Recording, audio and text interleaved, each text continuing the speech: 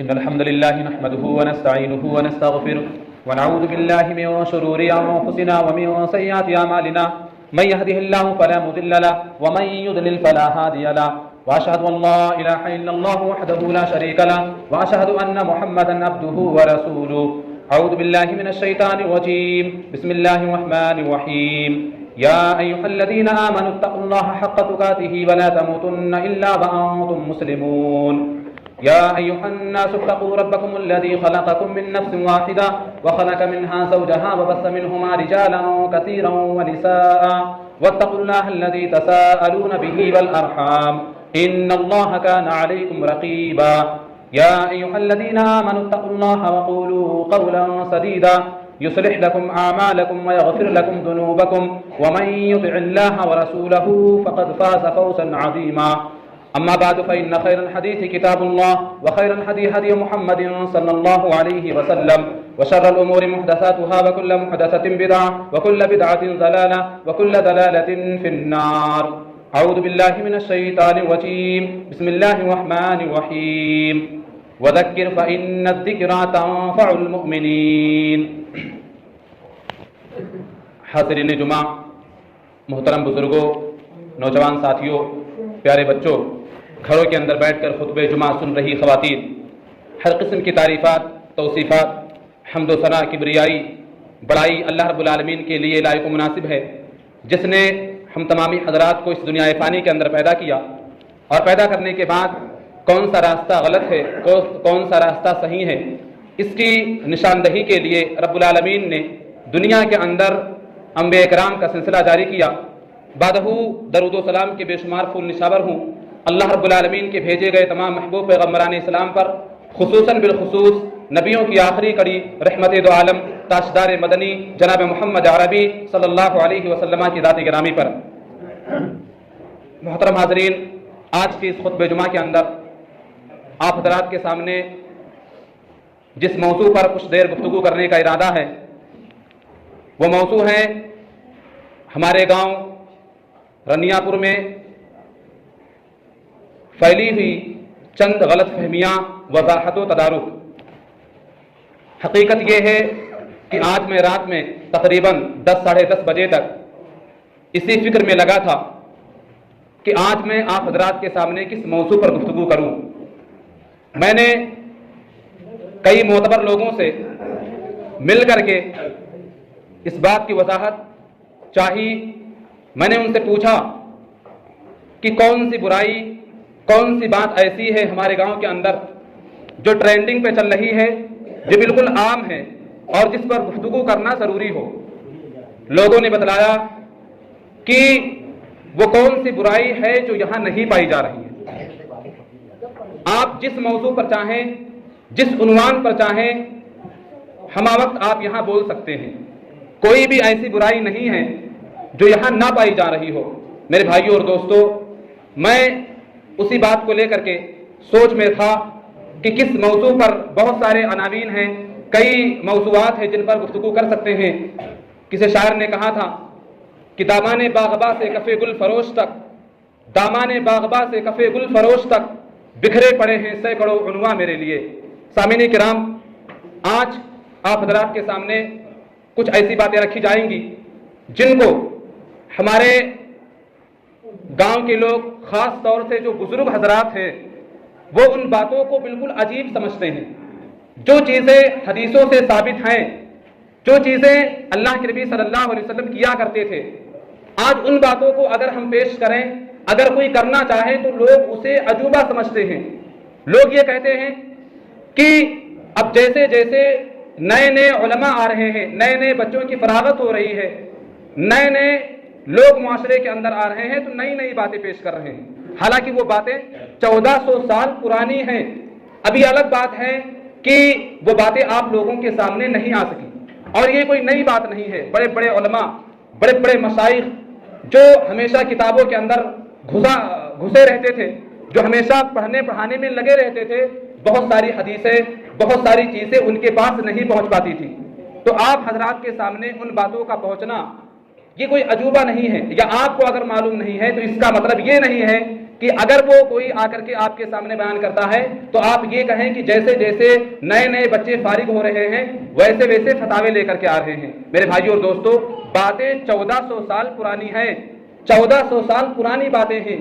اب یہ آپ کی غلطی ہے کہ آپ کو نہیں پتا ہے، آپ کی کوتاہی ہے، آپ کے اندر یہ کاہلی تھی، آپ کی سستی ہے کہ آپ نے ان کو حاصل نہیں کیا، آپ نے علماء سے رابطہ نہیں کیا۔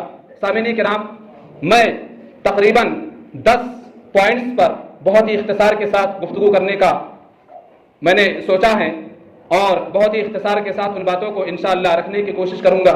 اللہ رب العالمین سے دعا ہے کہ اللہ تعالیٰ مجھے سچ سچ کہنے اور آپ حضرات کو سننے، اور مجھے کہنے اور آپ حضرات کو سننے سے زیادہ ان باتوں پر عمل کرنے کی توفیق عطا فرمائے، آمین۔ سامعین کرام، سب سے پہلی غلط فہمی جو ہمارے معاشرے کے اندر پھیلی ہوئی ہے وہ یہ کہ آج ہم چھپکلی کی جگہ گرگٹ کو مارتے ہیں۔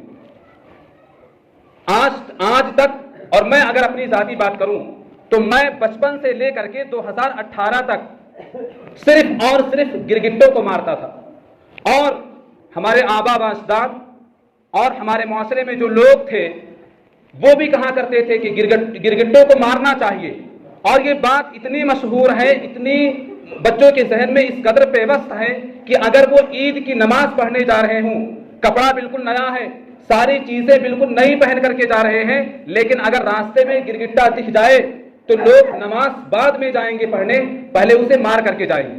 لوگوں کا یہ تصور ہے کہ پہلے گرگٹے کو مارو، اس کے بعد نماز ہوگی، اس کے بعد ہم نماز پڑھنے جائیں گے۔ اور ہمارے اس ضلع کے اندر، ضلع بلرام پور کی اگر میں بات کروں تو یہ بات مشہور ہے کہ گرگٹے کو مار کر کے اگر دفن کر دیا جائے تو اس سے پیسہ نکلتا ہے۔ اس بات کو بچے بخوبی جانتے ہیں۔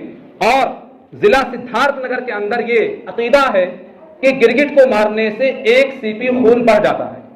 گرگٹ کو مار کر کے دفن کرنے سے 1 CP خون باڈی کے اندر بڑھ جاتا ہے۔ میرے بھائیو اور دوستو، معاملہ اس کے برعکس ہے۔ صحیح بخاری کی روایت ام شریک رضی اللہ تعالیٰ عنہ حدیث کی راویہ ہیں، وہ کہتی ہیں کہ اللہ کے نبی صلی اللہ علیہ وسلم نے فرمایا امرنا رسول اللہ صلی اللہ علیہ وسلم بقتل الوسط وقال کان ينفخ علی ابراہیم علیہ الصلوۃ والسلام، اللہ کے نبی صلی اللہ علیہ وسلم ہمیں چھپکلیوں کے مارنے کا حکم دیا کرتے تھے۔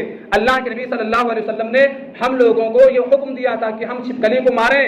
وجہ کیا تھی؟ وکان ينفخ علی ابراہیم علیہ الصلوۃ والسلام، جب نمرود ابراہیم کو آگ میں ڈال رہا تھا، دنیا کی ساری چیزیں بالکل ساکت تھی، زمین سہمی پڑی تھی، آسمان ساکن تھا بیچارہ، لیکن ایک چھپکلی واحد ایسا کیڑا تھا جو ابراہیم علیہ السلام کی آگ میں پھونک مار رہا تھا، اس آگ کو اور بھڑکا رہا تھا۔ وَكَانَ يَنْفُخُ عَلَى ابراہیم علیہ السلام، ابراہیم کو جس آگ میں ڈالا جا رہا تھا اس آگ کو بھڑکانے کا کام چھپکلی کر رہی تھی۔ اور سنن نسائی کی روایت، ایک عورت حضرت عائشہ رضی اللہ تعالیٰ عنہ کے گھر گئی، اس نے دیکھا کہ حضرت عائشہ کے پاس ایک چھڑی ہے، انہوں نے اسپیشل ایک ڈنڈا رکھا ہوا تھا چھپکلی کو مارنے کے لیے۔ اس عورت نے پوچھا کہ یہ ڈنڈا کس لیے ہے؟ حضرت عائشہ رضی اللہ تعالیٰ عنہ نے فرمایا لِهَذِهِ الْوَسَطِ، یہ ہم نے چھپکلی کو مارنے کے لیے رکھا ہوا ہے۔ اور عائشہ رضی اللہ تعالیٰ عنہ نے فرمایا کہ ہمیں رسول اکرم صلی اللہ علیہ وسلم یہ حکم دیا کرتے ہیں، فرماتے ہیں کہ گھروں کے اندر جو چھپکلیاں ہیں انہیں مارو، اس لیے کہ ابراہیم علیہ السلام کے آگ میں پھونک مارنے کا کام یہی کر رہی تھی۔ وَنَهَا عَنْ قَتْلِ الْجِنَّانِ، اور رسول اکرم صلی اللہ علیہ وسلم ہمیں ڈوڑھا سانپ کے مارنے سے منع کیا کرتے تھے۔ نہا رسول اللہ صلی اللہ علیہ وسلم عن قتل الجنان، ڈوڑھا سانپ کو مارنے سے منع کیا کرتے تھے اور چھپکلی کو مارنے کا حکم دیا کرتے تھے۔ میرے بھائیو اور دوستو، چھپکلی کو مارنا نہ صرف اللہ کے نبی صلی اللہ علیہ وسلم کا حکم ہے، بلکہ چھپکلی کو مارنے سے ثواب ملتا ہے۔ چھپکلی کو مارنے سے ثواب ملتا ہے۔ ہمارے یہاں یہ مشہور ہے کہ لوگ بڑے ہی ادب و احترام کے ساتھ دیوار پر انڈوں کا کھوکھا لٹکا دیتے ہیں، اور اس سے وہ یہ سمجھتے ہیں کہ چھپکلی ہمارے گھروں میں نہیں آئیں گی۔ بہت ہی ادب و احترام کے میں آپ کو بتلاؤں، جو گرگٹ بیچارے ہیں، بارش کا موسم ہو یا گرمی کا موسم ہو یا سردی کا موسم ہو، وہ کسی طرح سے جھال میں اور کوڑوں میں رہ کر کے اپنی زندگی گزارتے ہیں، لیکن اگر ہماری نظر گرگٹوں پہ پڑ جائے تو ہم ان کا جینا دوبھر کر دیتے ہیں۔ لیکن وہیں پر دوسری طرف چھپکلیاں ہمارے گھروں میں ماربل، جن دیواروں پہ ماربل لگا ہوا ہے، چونا جن دیواروں پہ لگا ہوا، ان دیواروں پر وہ رانی بن کر کے رہ رہی ہیں، اور ہم پیچھا کر رہے ہیں گرگٹوں کا۔ اللہ کے نبی صلی اللہ علیہ وسلم نے فرمایا کہ چھپکلی کو مارنے سے ثواب ہے۔ مسلم احمد کی روایت، حضرت ابو ہریرہ رضی اللہ تعالیٰ عنہ حدیث کے راوی ہیں، وہ کہتے ہیں کہ اللہ کے نبی صلی اللہ علیہ وسلم نے فرمایا من قتل الوزغ فی الضربۃ الاولى فله كذا وكذا من حسنة ومن قتله في الثانية فله كذا وكذا من حسنة ومن قتله في الثالثة فله كذا وكذا من حسنة وقال سہیل الأولى أكثر۔ اللہ کے نبی صلی اللہ علیہ وسلم نے فرمایا کہ جو آدمی چھپکلی کو پہلی مار میں مار دے اس کے لیے اتنی نیکیاں ہیں، اور جو دوسری مار میں اس کو مار ڈالے اس کے لیے اتنی نیکیاں ہیں، اور جو شخص تیسری بار میں اس کو مار دے اس کے لیے اتنی نیکیاں ہیں۔ وقال سہیل الأولى أكثر، پہلی مار میں چھپکلی کو مار دینا یہ سب سے زیادہ ثواب کا باعث ہے۔ اور صحیح مسلم کی حدیث میں اس بات کی وضاحت بھی ہے کہ کچھ حدیثوں میں ہے کہ چھپکلی کو مارنے سے پہلی مار میں اگر کوئی مار دے تو اس کو 100 نیکی ملتی ہے، اور بعض روایتوں میں ہے کہ اگر کوئی پہلی ہی مار میں اس کو مار دے تو اس کو 70 نیکی ملتی ہے۔ میرے بھائیو اور دوستو، یہ رہا مسئلہ چھپکلی کا۔ ہمیں اور آپ کو یہ چاہیے کہ آج سے ہم گرگٹوں کا پیچھا چھوڑ دیں، گرگٹوں کا پیچھا چھوڑ دیں، اور گھروں کے اندر جو چھپکلیاں ہیں ان کو ماریں، ان کو بھگائیں نہ بلکہ ان کو ماریں، اس لیے کہ مارنے سے ثواب ملتا ہے۔ میرے بھائیو اور دوستو، اسی طرح سے ایک اور مسئلہ ہے تمباکو کھا کر کے مسجد میں آنا۔ اولاً تو تمباکو کھانا حرام ہے، لیکن لوگ اس بات کو ماننے کے لیے تیار نہیں ہیں۔ میں یہ کہتا ہوں کہ تھوڑا سا تمباکو کھانے سے کچھ نہیں ہوتا ہے، بالکل جس طرح سے آسکی کے ایک پڑیے کہ تمباکو کو یوز کرنے سے نشہ نہیں چڑھتا ہے، میں دعوے کے ساتھ کہہ سکتا ہوں کہ اگر آپ ایک ڈھکن شراب پی لیں تب بھی آپ کو نشہ نہیں چڑھے گا۔ آپ زیادہ تمباکو کھائیں گے آپ کو نشہ چڑھے گا، آپ زیادہ شراب پئیں گے تو آپ کو نشہ چڑھے گا۔ اور اللہ کے نبی صلی اللہ علیہ وسلم نے فرمایا کہ نشہ آور چیزیں اگر زیادہ حرام ہے تو اس کا کم بھی حرام ہے۔ میرے بھائیو اور دوستو، اللہ کے نبی صلی اللہ علیہ وسلم نے فرمایا من اکل ثوما او بصلا فلیعتزلنا او قال فلیعتزل مسجدنا ولیقعد فی بیتہ، کہ جو شخص لہسن یا پیاز کھا لے تو وہ ہماری مسجدوں سے دور رہے، مسجد کے اندر نہ آئے۔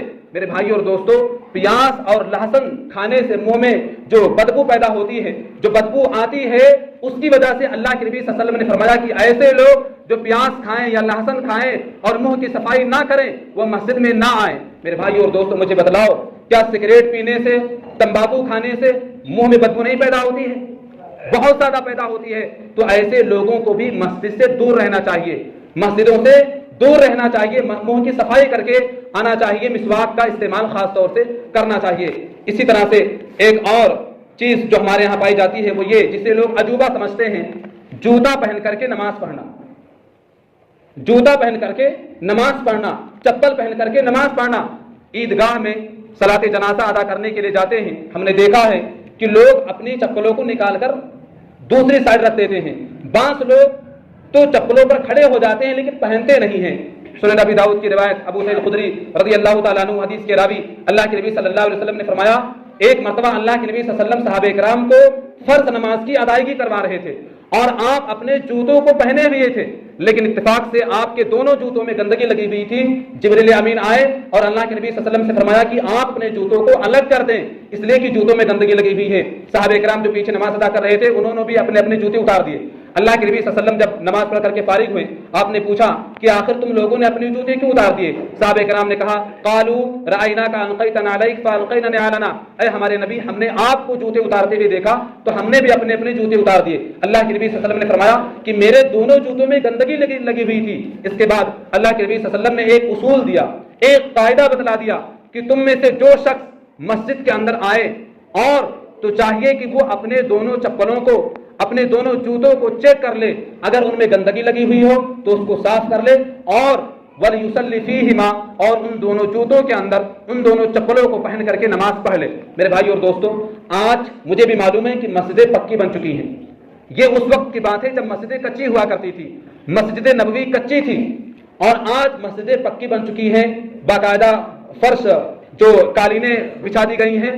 آج کے دور میں جوتوں اور چپلوں کو پہن کر کے مسجد میں آ جانا یہ مناسب نہیں ہے، لیکن اگر آپ کھیت میں ہیں، کھلیان میں ہیں اور اذان ہو جائے تو آپ اپنے جوتوں میں اپنے چپلوں کو پہن کر کے نماز پڑھ لیا کریں۔ اور یہی نہیں، اللہ کے نبی صلی اللہ علیہ وسلم نے باقاعدہ حکم دیا ہے، فرمایا خالف الیہود فإنہم لا یصلون فی نعالہم ولا خفافہم، تم یہودیوں کی مخالفت کرو، اس لیے کہ یہودی چپلوں میں نماز ادا نہیں کرتے ہیں، موزہ پہن کر کے نماز ادا نہیں کرتے ہیں۔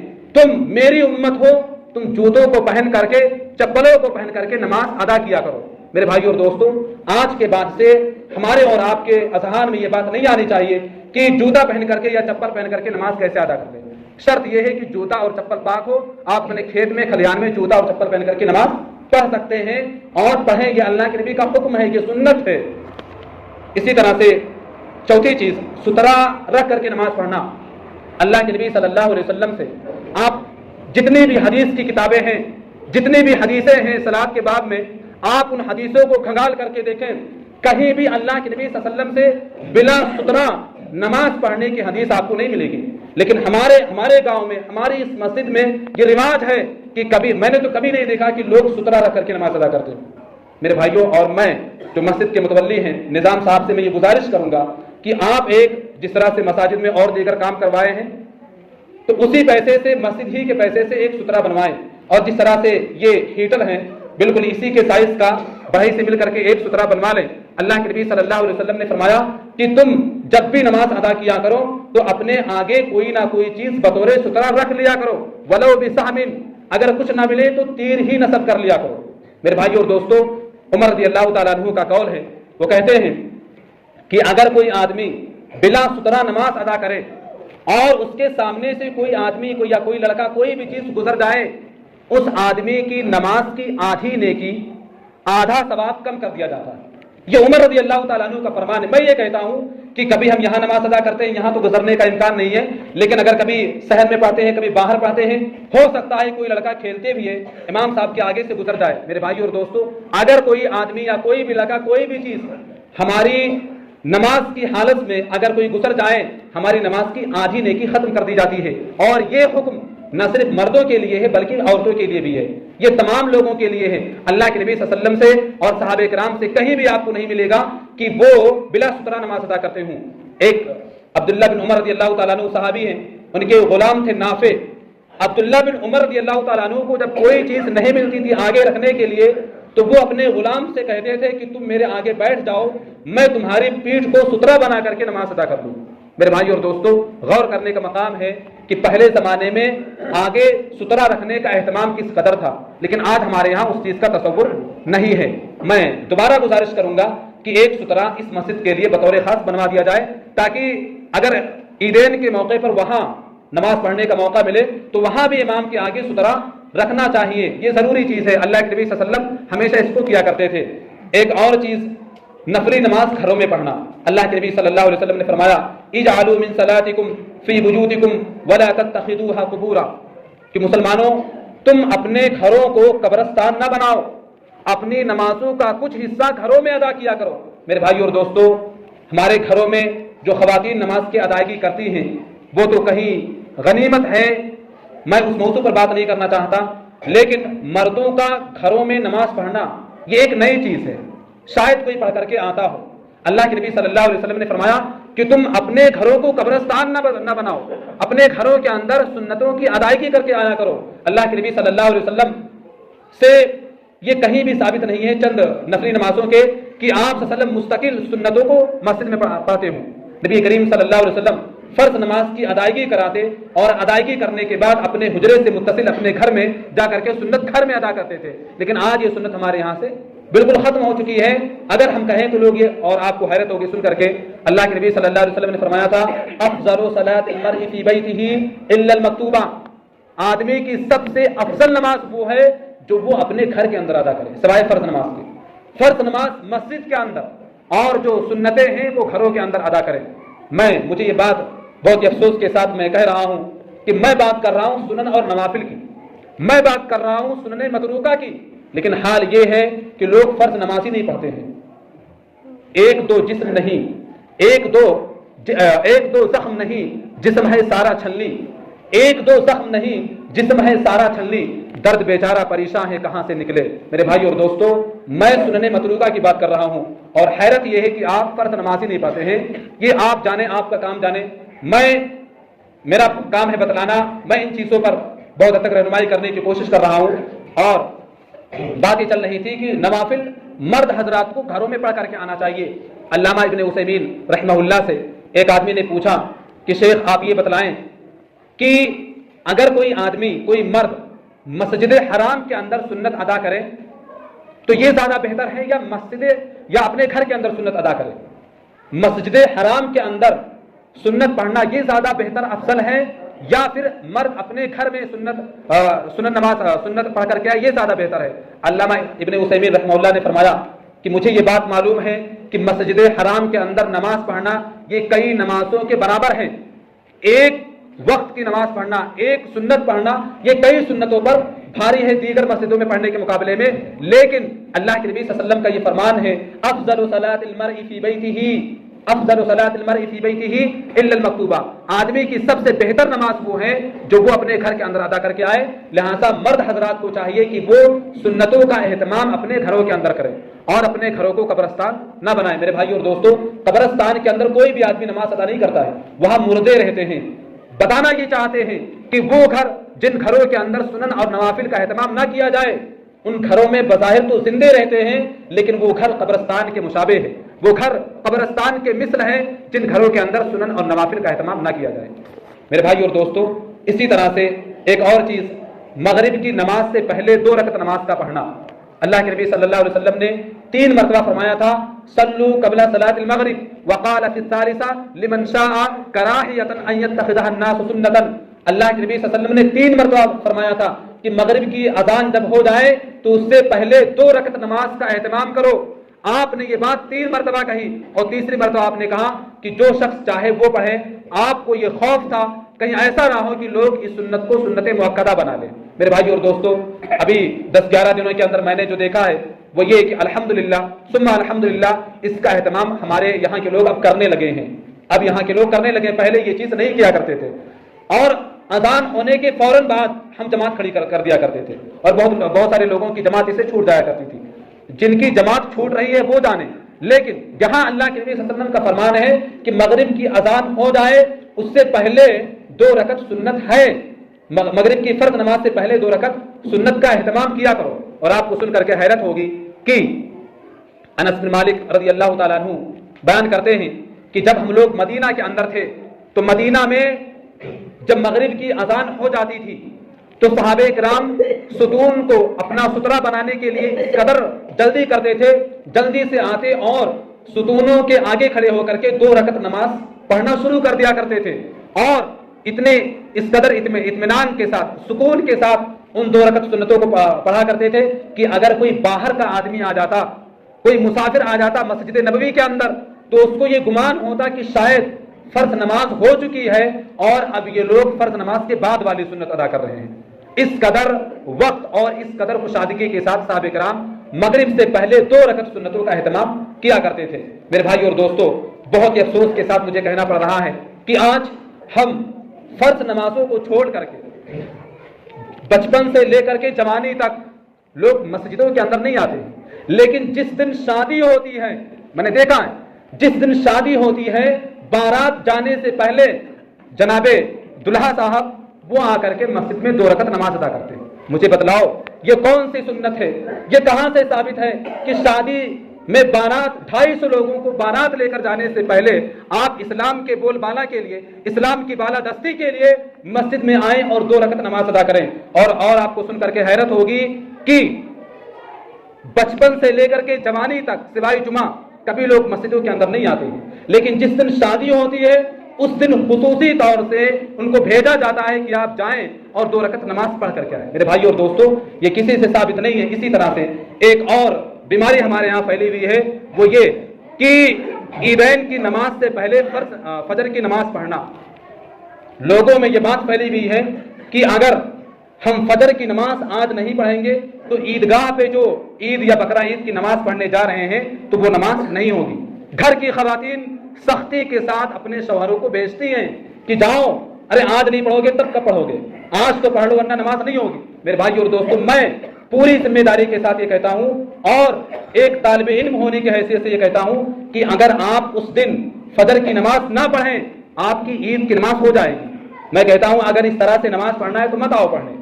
سال بھر میں اگر یہ وہم ہے، یہ گمان ہے کہ اگر ہم فجر کی آج کی نماز نہیں پڑھیں گے تو ہماری عید کی نماز نہیں ہوگی، تو یہ غلط ہے۔ عید کی نماز ایک مستقل الگ نماز ہے۔ میں یہ کہتا ہوں اگر یہ وہم ہے تو جب کسی کی صلاۃ جنازہ ادا کرنی ہو تو اس سے پہلے بھی آ کر کے پڑھ لیا کرو۔ خصوصی طور سے عید کے دن فجر کی نماز پڑھنا، یہ لوجک مجھے آج تک سمجھ میں نہیں آئی۔ میں پوری ذمہ داری کے ساتھ کہتا ہوں کہ آج کے بعد آپ لوگ نہ آئے فجر کی نماز پڑھنے کے لیے۔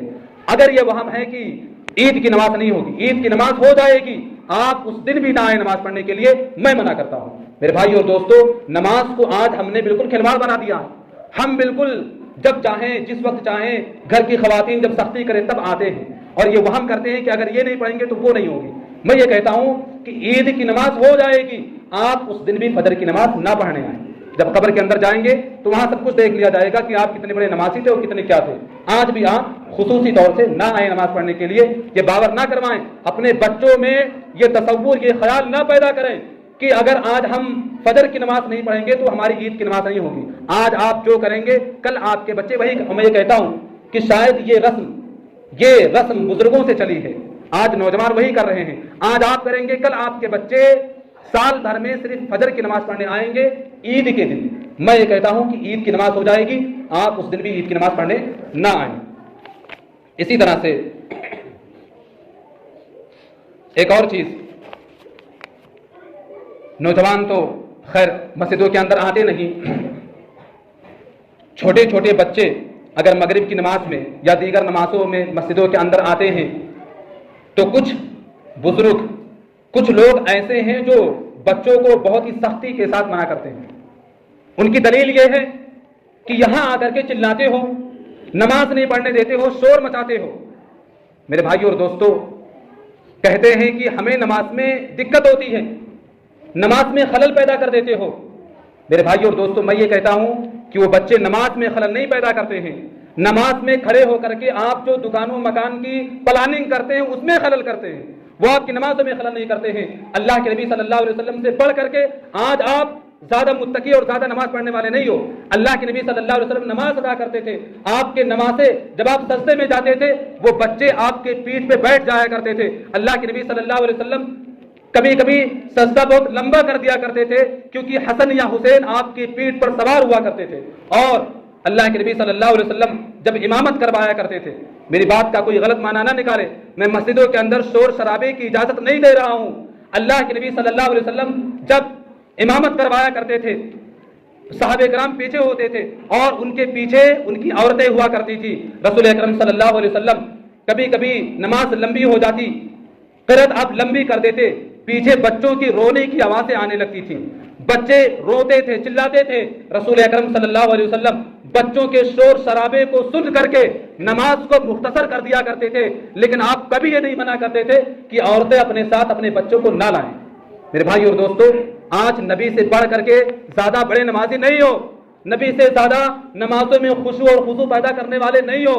اور ترک کی ایک کہاوت ہے کہ اگر تمہاری مسجدوں کے اندر پچھلی صفوں میں تمہارے بچوں کے شور شرابے کی آواز نہ آئے تو تم اپنے دین کے مستقبل کی فکر کرو، اپنے دین کے مستقبل کی فکر کرو۔ اگر تمہارے چھوٹے چھوٹے بچے تمہارے ساتھ مسجدوں کے اندر نہیں آتے ہیں، تم اپنے دین کے مستقبل کی فکر کرو۔ میرے بھائی اور دوستو، میں نے ایک ریل دیکھا تھا، ایک چھوٹی سی بچی تقریباً 4 سال کی عمر رہی ہوگی، وہ چھوٹی سی بچی آٹا گوندھ رہی تھی، وہ بچی آٹا گوندھ رہی تھی۔ کیسے؟ اس نے اپنے ماں کو دیکھا ہوگا۔ آج آپ اگر مسجد کے اندر آئیں گے، بچوں کو لے کر کے آئیں گے، آپ رکوع کریں گے، سجدہ کریں گے، کل وہ دیکھ کر کے مسجد سے جڑیں گے۔ میرے بھائی اور دوستو، بچے اگر مسجدوں کے اندر آتے ہیں، شور شرابہ کرتے ہیں، انہیں پیار، اور لوگ کہتے ہیں کہ بابا زندگی بھر نماز نہیں پڑھی نہیں، اور تو آئے ہو نماز پڑھیں، بابا تو کبھی آتے نہیں ہیں اور تم آئے ہو نماز پڑھنے، اس طرح سے تانا دے کر کے بچوں کو مسجدوں سے دور کر دیا۔ میرے بھائی اور دوستو، اگر بچے مسجدوں کے اندر شور شرابہ کرتے ہیں، انہیں آپ 1 روپیہ 2 روپیہ ٹافی دے دے اور کہیں کہ اب تم شور نہیں کرو گے، ان کو سمجھانے کا طریقہ الگ ہے۔ ایسا نہ ہو کہ ہم بچوں کو بالکل انہیں ڈانٹے پھٹکاریں اور وہ مسجدوں سے الگ ہو جائیں، ایسا نہیں ہونا چاہیے۔ میرے بھائی اور دوستو، ایک اور بات، میں بہت اختصار کے ساتھ، وقت کافی ہو رہا ہے، میں اس بات کو کہہ کر کے بات کو ختم کر دوں گا۔ ایک اور چیز جو مجھے بہت تکلیف دیتی ہے وہ یہ کہ آج لوگ اپنی بچیوں کے لیے شادی کے موقع پر لڑکے کا انتخاب کہیں اور کرتے ہیں، لیکن وہی لڑکیاں، کچھ لڑکیاں اپنے والدین سے کہتی ہیں کہ ہمیں فلاں لڑکا پسند ہے، آپ جہاں دیکھ کر آئے ہیں ہم وہاں شادی نہیں کریں گے، ہم فلاں لڑکے۔ میرے پاس ایک مرتبہ فون، ہمارے ہی گاؤں کے تھے، وہ انہوں نے فون کیا کہ ہماری بچی یہ کہہ رہی ہے کہ ہم فلاں جگہ شادی کریں گے، فلاں لڑکے سے شادی کریں گے۔ مولوی صاحب یہ بتاؤ کہ جہاں وہ کہہ رہی ہیں وہ گھر والے بدعتی ہیں اور ہم اس کے لیے کہیں اور انتخاب کر رہے ہیں، لیکن ہماری بچی ماننے کے لیے تیار نہیں ہے۔